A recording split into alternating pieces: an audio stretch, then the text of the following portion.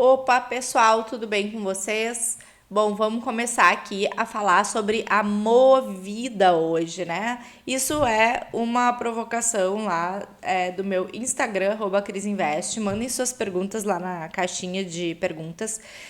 E um seguidor me perguntou lá se Movida, com essa queda que a gente viu, é uma oportunidade, tá? E aí eu respondi lá pra ele, mas acho que aqui no Instagram a gente consegue examinar melhor. Bom, então vamos ver aqui, né?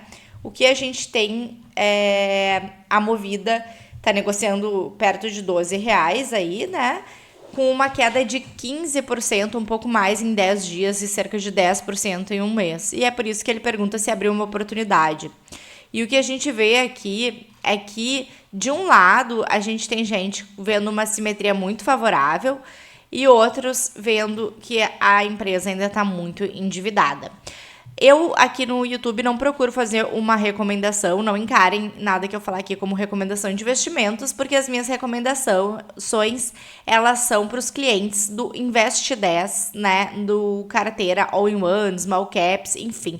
Nossos planos, vocês aqui no site conferem, né, o carro-chefe é o All-in-One mesmo, onde eu dou as recomendações de investimentos completas, né? Mas temos vários planos que vocês podem escolher o que melhor se adequa.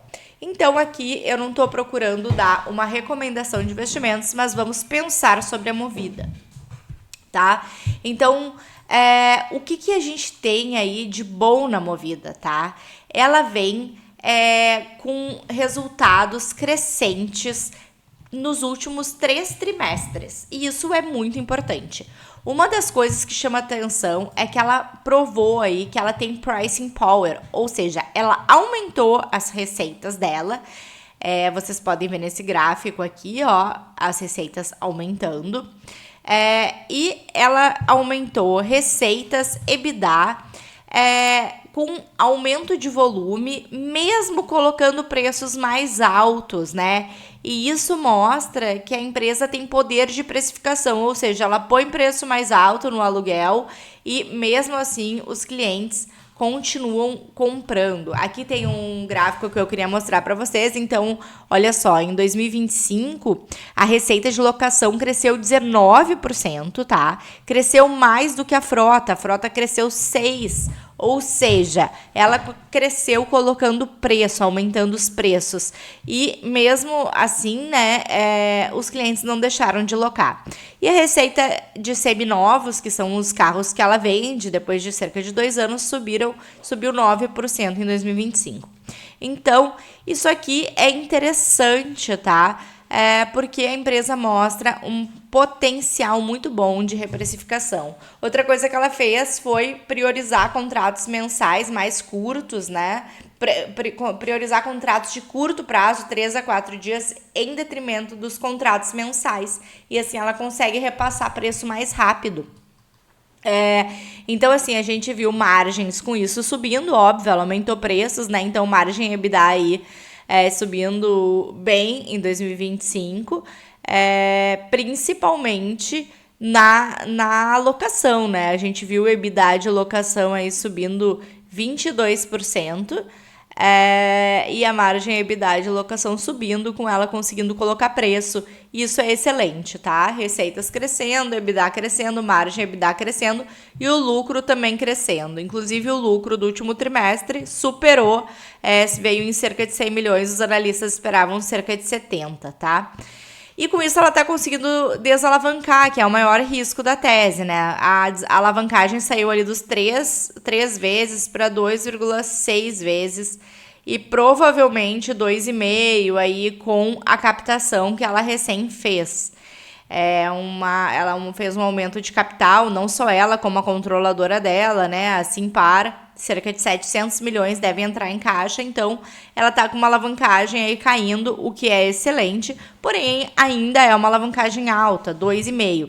E por isso a Movida ainda é uma das empresas mais sensíveis a juros, né? Quanto mais os juros caem no Brasil, melhor. E agora, com essa guerra do Irã, o petróleo mais caro, a gente tá vendo aí que desanimou um pouco essa perspectiva de queda de juros, tá?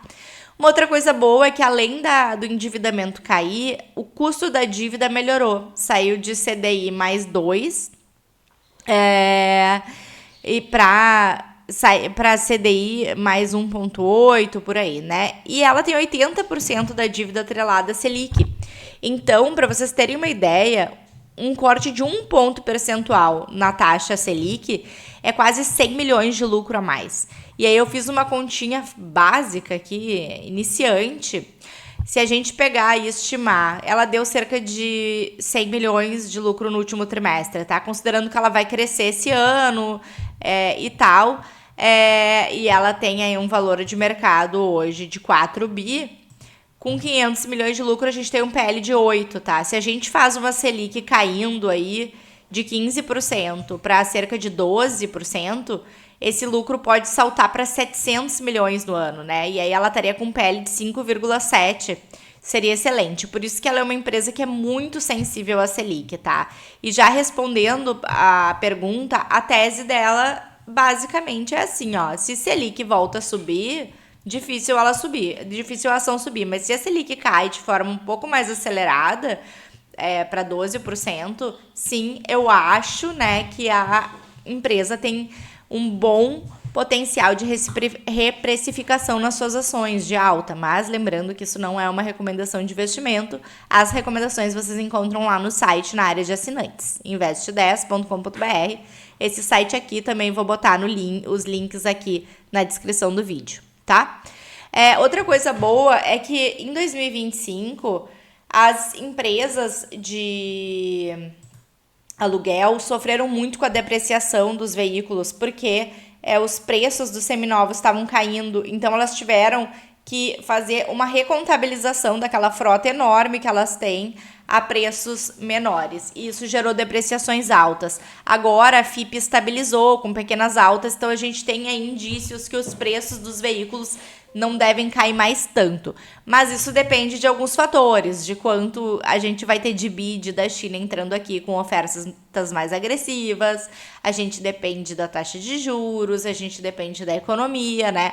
Mas por hora parece que os preços dos seminovos pararam de cair, tá?